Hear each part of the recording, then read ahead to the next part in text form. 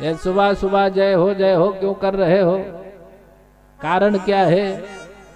कोई जीत विजय प्राप्त कर लिए हो? बोले सरकार आपका काल आया हुआ। बोले मेरा काल आया आपको, तुमको कैसे मालूम?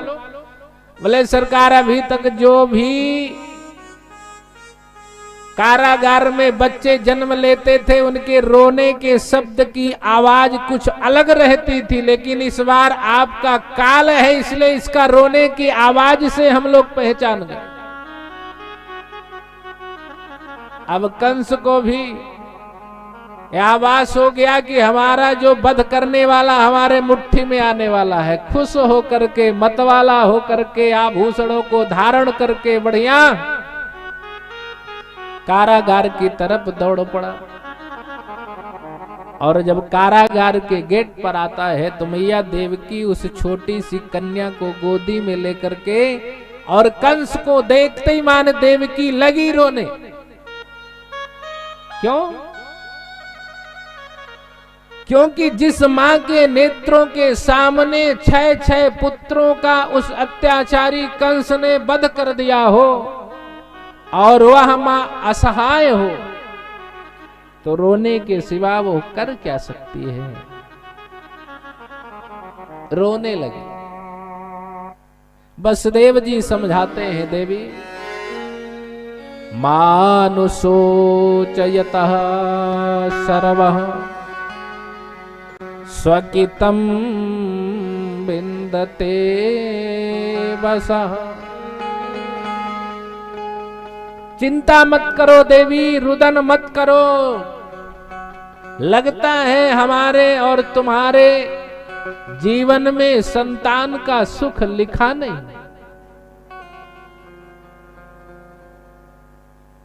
तब तक कंस पास में आता है,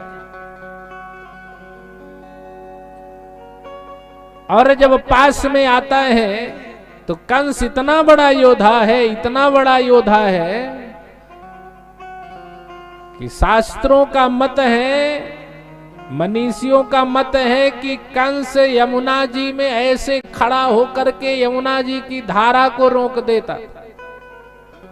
और कंस के इस वीरता पर रीझ करके जरासंध ने एक नहीं 2 पुत्रियों का विवाह कंस के साथ किया।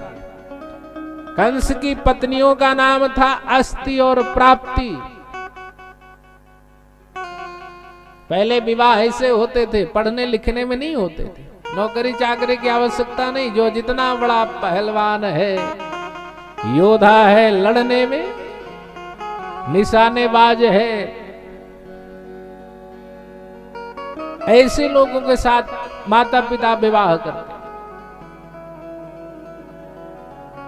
तो सुखदेव जी ने कहा, हे राजन, जब व्यक्ति पाप करता है, जब तक वह पाप नहीं करता तो उसके साथ 4 लोग निरंतर साथ देते हैं। पहला क्या? बोले आयु, उम्र जिसको हम कहते हैं। और दूसरा श्रिय, लक्ष्मी जी। तीसरा यश, और चौथा धर्म। ये 4 चीज हमेशा, 4 व्यक्ति हमेशा हर व्यक्ति के साथे रहते, जब तक वह व्यक्ति पाप नहीं करता।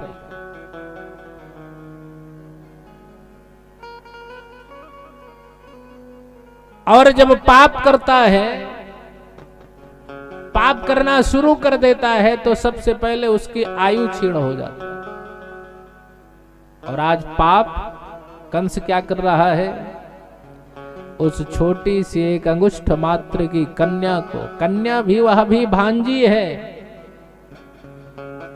अपने हाथों से पकड़ करके कंस चाहता तो ऐसे दबाता तो भी वह कन्या मर जाती। लेकिन जब किसी के ऊपर विपत्ति आने को होता है तो उसकी बुद्धि अपने आप कुंठित तो हो जाती। अब कंस ने सोचा कि हम मारना तो है ही है, तो इसको क्यों ना बढ़िया आराम से भी मृत्यु दे। तो कंस ने उस कन्या की, छोटी सी कन्या के पैर को पकड़ लिया और सुखदेव जी ने कहा, हे राजन, पैर को पकड़ करके ऐसे घुमा करके जमीन में पटकना चाहा, और जैसे एक बार घुमाया, यहां से घुमाना शुरू किया और जैसे पीछे से ले जाकर के यहां तक, तब तक कंस के हाथ से वह कन्या छूट गई। और जैसे छूटी तो छत को फाड़ती हुई आसमान में पहुंच जाती है, और आसमान में जाते ही मान उसके 8 भुजा हो जाते हैं, सिंह पर सवार हो जाती है, अस्त्र शस्त्र से सुसज्जित हो जाती है। और जब ऐसे कंस ने ऊपर दृष्टि डाली तो कंस भयभीत हो गया, पृथ्वी हिलने लगी।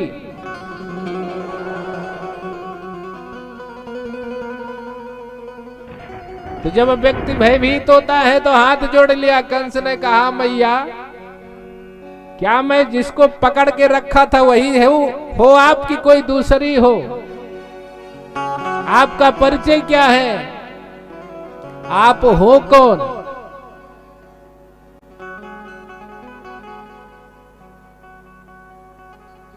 तो अष्टभुजा रूपधारी योग शक्ति ने कहा, दुष्ट, जिसके भय से तू इतना भयभीत है ना,